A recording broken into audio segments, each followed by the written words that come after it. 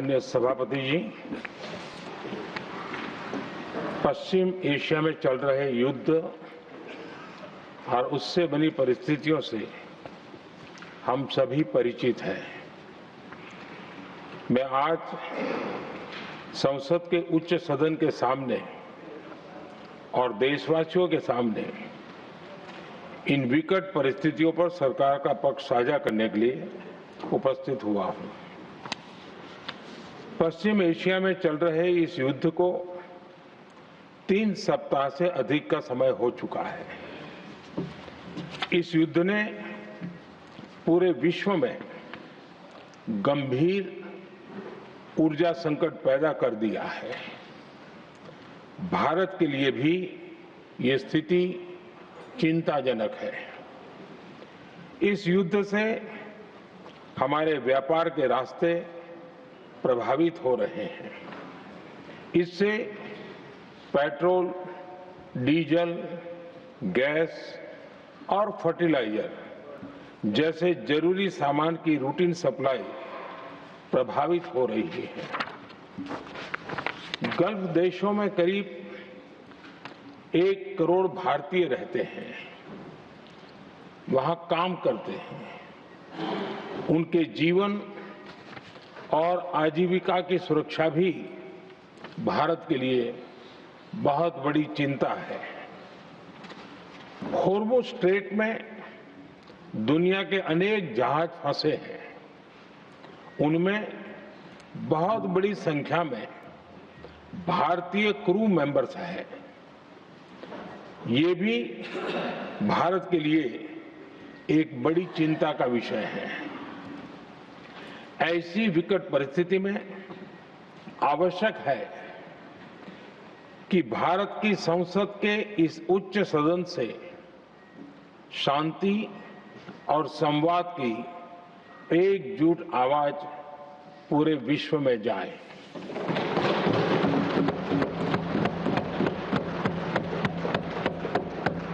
सभापति जी, युद्ध की शुरुआत के बाद से मैंने पश्चिम एशिया के ज्यादातर देशों के राष्ट्राध्यक्षों के साथ 2 राउंड फोन पर बात की है। हम गल्फ के सभी देशों के साथ लगातार संपर्क में हैं। हम ईरान, इजराइल और अमेरिका के साथ भी संपर्क में हैं। हमारा लक्ष्य डायलॉग और डिप्लोमेसी के माध्यम से क्षेत्र में शांति की बहाली का है। हमने डी एस्केलेशन और हॉर्मुज़ स्ट्रेट खोले जाने पर भी उनसे बात की है। कमर्शियल जहाजों पर हमला और हॉर्मुज़ स्ट्रेट जैसे अंतर्राष्ट्रीय जलमार्ग में रुकावट अस्वीकार्य है। भारत ने नागरिकों पर, सिविल इंफ्रास्ट्रक्चर पर, एनर्जी और ट्रांसपोर्ट से जुड़े इंफ्रास्ट्रक्चर पर हमलों का विरोध किया है। भारत डिप्लोमेसी के जरिए युद्ध के इस माहौल में भी भारतीय जहाजों के सुरक्षित आवागमन के लिए सतत प्रयास कर रहा है। भारत ने इस समस्या के समाधान के लिए संवाद का ही रास्ता सुझाया है। इस युद्ध में किसी के भी जीवन पर संकट मानवता के हित में नहीं है। इसलिए भारत का सतत प्रयास सभी पक्षों को जल्द से जल्द शांतिपूर्ण समाधान के लिए प्रोत्साहित करने का है। सभापति जी, संकट की स्थिति में देश विदेश में भारतीयों की सुरक्षा हमारी बहुत बड़ी प्राथमिकता है।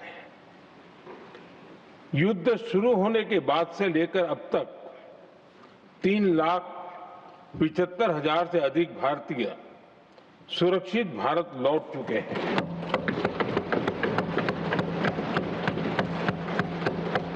ईरान से ही अभी तक 1,000 से अधिक भारतीय सुरक्षित वापस लौटे हैं।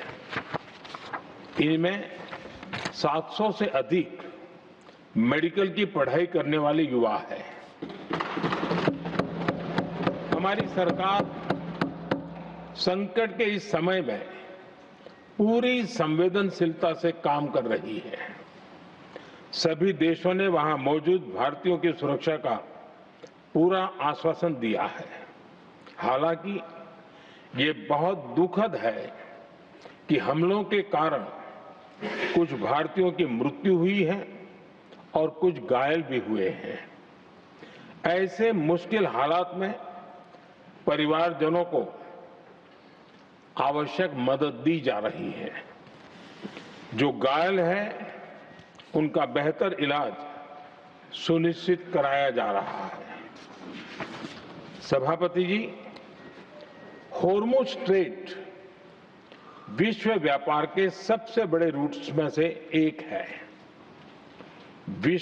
विशेष तौर पर कच्चे तेल, गैस और फर्टिलाइजर से जुड़ा परिवहन इस क्षेत्र से बहुत बड़ी मात्रा में होता है।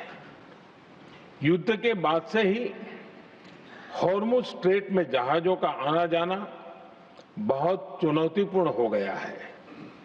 लेकिन विपरीत परिस्थितियों के बावजूद हमारी सरकार ने संवाद से, कूटनीति के माध्यम से रास्ते बनाने का प्रयास किया है। प्रयास ये है कि जहां से भी संभव हो वहां से तेल और गैस की सप्लाई भारत पहुंचे। ऐसी हर कोशिश के नतीजे भी देश देख रहा है। बीते कुछ दिनों में दुनिया के अनेक देशों से कच्चा तेल और एलपीजी से भरे जहाज भारत आए हैं।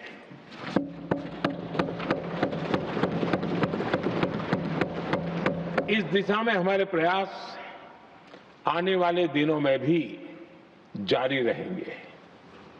सभापति जी, भारत का प्रयास है कि तेल हो, गैस हो, फर्टिलाइजर हो, ऐसे हर जरूरी सामान से जुड़े जहाज भारत तक सुरक्षित पहुंचे। लेकिन इस युद्ध से बनी वैश्विक परिस्थितियां अगर लंबे समय तक बनी रहती है तो गंभीर दुष्परिणाम तय है। इसलिए भारत ने अपनी रेजिलियंस बढ़ाने के लिए जो भी प्रयास बीते वर्षों में किए हैं, उनको और गति दे रहा है। सभापति जी, कोई भी संकट हो, वो हमारे हौसलों और हमारे प्रयास दोनों की परीक्षा लेता है। देश ऐसे संकटों का बेहतर तरीके से सामना कर सके, इसके लिए बीते 11 वर्षों में निरंतर निर्णय लिए गए हैं। एनर्जी इंपोर्ट का डाइवर्सिफिकेशन ऐसे ही प्रयासों का हिस्सा है। पहले क्रूड ऑयल, एलएनजी, एलपीजी ऐसी एनर्जी जरूरतों के लिए 27 देशों से इंपोर्ट किया जाता था। वहीं आज भारत 41 देशों से एनर्जी इंपोर्ट करता है। बीते दशक में भारत ने संकट के ऐसे ही समय के लिए कच्चे तेल के भंडारण को भी प्राथमिकता दी है। हमारी तेल कंपनियां संकट के समय के लिए काफी मात्रा में पेट्रोल और डीजल का भंडार रखती हैं। बीते 11 वर्षों में 53 लाख मीट्रिक टन से अधिक का स्ट्रेटेजिक पेट्रोलियम रिजर्व भी डेवलप किया गया है और 65 लाख मीट्रिक टन से अधिक के रिजर्व की व्यवस्था पर देश काम कर रहा है। साथ ही बीते दशक में भारत की रिफाइनिंग कैपेसिटी भी अच्छी खासी बढ़ाई गई है। मैं आपके माध्यम से सदन को और देश को ये आश्वासन देना चाहता हूं कि भारत के पास क्रूड ऑयल के पर्याप्त स्टोरेज के और निरंतर सप्लाई की व्यवस्थाएं हैं। सभापति जी, हमारी सरकार की कोशिश है कि ईंधन के किसी एक ही स्रोत पर ज्यादा निर्भरता न रहे। सरकार घरेलू गैस सप्लाई में एलपीजी के अलावा पीएनजी पर भी बल दे रही है। बीते दशक में देश में पीएनजी कनेक्शन पर अभूतपूर्व काम हुआ है। बीते दिनों में इस काम को और तेज किया गया है। साथ ही एलपीजी के घरेलू उत्पादन को भी बड़े पैमाने पर बढ़ाने का प्रयास किया जा रहा है। सभापति जी, बीते वर्षों में सरकार का निरंतर प्रयास रहा है कि हर सेक्टर में दूसरे देशों पर निर्भरता कम से कम हो। हम ज्यादा से ज्यादा आत्मनिर्भर हो, यही एकमात्र विकल्प है। जैसे भारत का 90% से अधिक ट्रेड विदेशी जहाजों पर होता है। ये स्थिति किसी भी वैश्विक संकट में भारत की स्थिति को और भी गंभीर बना देती है। इसलिए सरकार ने मेड इन इंडिया जहाज बनाने के लिए करीब 70,000 करोड़ रुपए का अभियान शुरू किया। भारत आज ship building, ship breaking, maintenance and overhauling ऐसी हर सुविधा के निर्माण पर तेज गति से काम कर रहा है। भारत अपने डिफेंस सेक्टर को भी अधिक रेजिलिएंट बना रहा है। बीते दशक में किए गए प्रयासों से भारत आज अपनी जरूरत के अधिकांश हथियार भारत में ही बना रहा है। एक समय था जब भारत अपने जीवन रक्षक दवाओं के कच्चे माल यानी एपीआई के लिए भी दूसरे देशों पर बहुत अधिक निर्भर था। बीते वर्षों में देश ने भारत में ही एपीआई इकोसिस्टम बनाने के लिए अनेक प्रयास किए हैं। इसी प्रकार रेयर अर्थ मिनरल्स में विदेशी निर्भरता को कम करने के लिए भी बड़े कदम उठाए जा रहे हैं।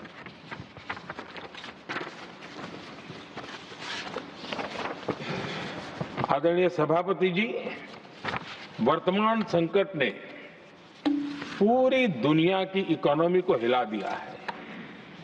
अभी तक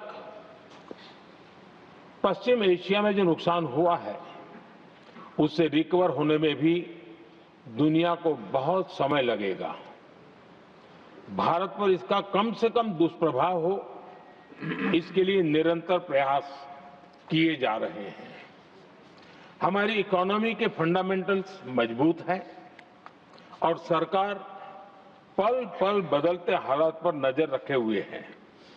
सरकार इसके शॉर्ट टर्म, मीडियम टर्म और लॉन्ग टर्म ऐसे हर प्रभाव के लिए एक रणनीति के साथ काम कर रही है। भारत सरकार ने एक इंटर मिनिस्ट्रियल ग्रुप भी बनाया है।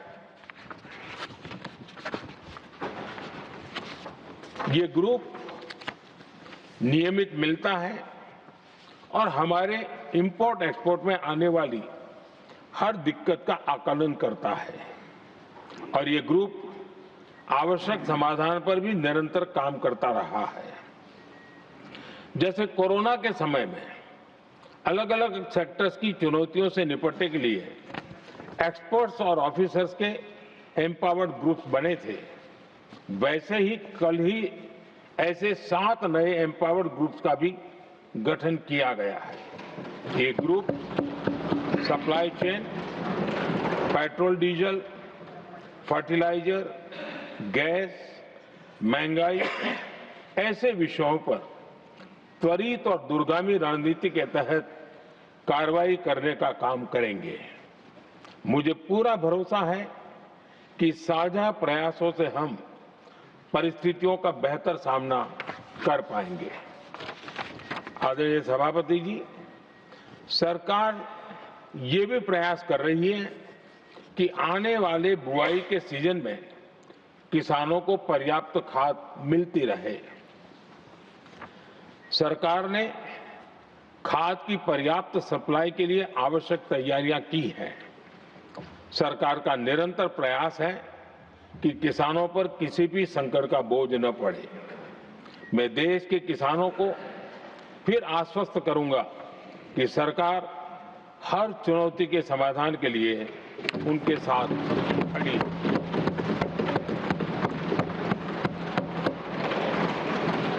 आदरणीय सभापति जी, ये राज्यों का सदन है। आने वाले समय में ये संकट हमारे देश की बड़ी परीक्षा लेने वाला है और इस परीक्षा में सफलता के लिए राज्यों का सहयोग बहुत आवश्यक है। इसलिए इस सदन के माध्यम से मैं देश के सभी राज्यों की सरकारों से भी कुछ आग्रह करना चाहता हूं।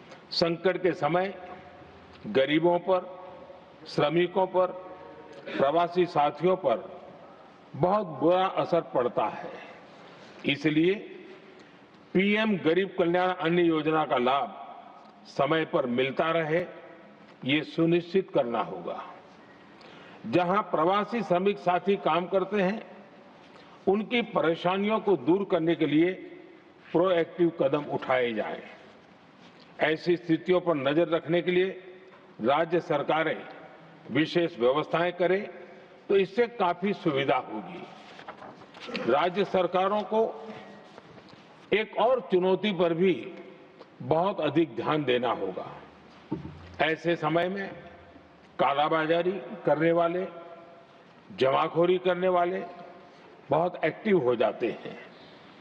जहां से भी ऐसी शिकायतें आती हैं, वहां त्वरित कार्रवाई होनी चाहिए।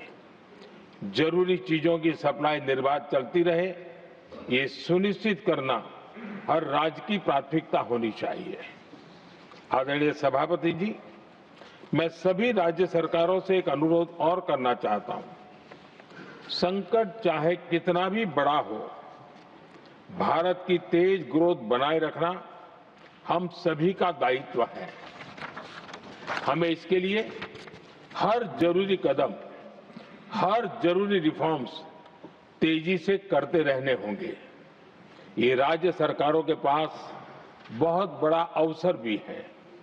ये टीम इंडिया की भी बहुत बड़ी परीक्षा है। कोरोना के महासंकट में केंद्र और राज्यों ने टीम इंडिया बनकर कोविड मैनेजमेंट का एक बेहतरीन मॉडल सामने रखा था। अलग अलग पॉलिटिकल पार्टीज की सरकारें होने के बावजूद टेस्टिंग, वैक्सीनेशन से लेकर जरूरी चीजों की आपूर्ति टीम इंडिया के प्रयासों से ही सुनिश्चित हो पाई थी। हमें उसी भावना के साथ आगे भी काम करना है। सभी राज्य सरकारों और केंद्र सरकार के प्रयासों से देश इस गंभीर वैश्विक संकट का प्रभावी रूप से सामना कर पाएगा। आदरणीय सभापति जी, ये संकट अलग प्रकार का है और इसके समाधान भी अलग प्रकार से ही तय किए जा रहे हैं। हमें धीरज के साथ, संयम के साथ, शांत मन से हर चुनौती का मुकाबला करना है। आदरणीय सभापति जी, जैसा कि हम देख रहे हैं कि इस युद्ध को लेकर पल पल में हालात बदल रहे हैं, इसलिए मैं देशवासियों से भी कहूंगा कि हमें हर चुनौती के लिए तैयार रहना ही होगा। इस युद्ध के दुष्प्रभाव लंबे समय तक रहने की प्रबल आशंका है, लेकिन मैं देशवासियों को भरोसा देता हूं, सरकार सतर्क है, तत्पर है और पूरी गंभीरता से रणनीति बना रही है, हर निर्णय ले रही है। देश की जनता का हित हमारे लिए सर्वोपरि है। यही हमारी पहचान है, यही हमारी ताकत है। इसी भावना के साथ मैं अपना वक्तव्य समाप्त करता हूं। बहुत बहुत धन्यवाद। Message from Lok Sabha Secretary General. Sir, with your kind permission, I rise to report that the Lok Sabha at its sitting held on the 23rd of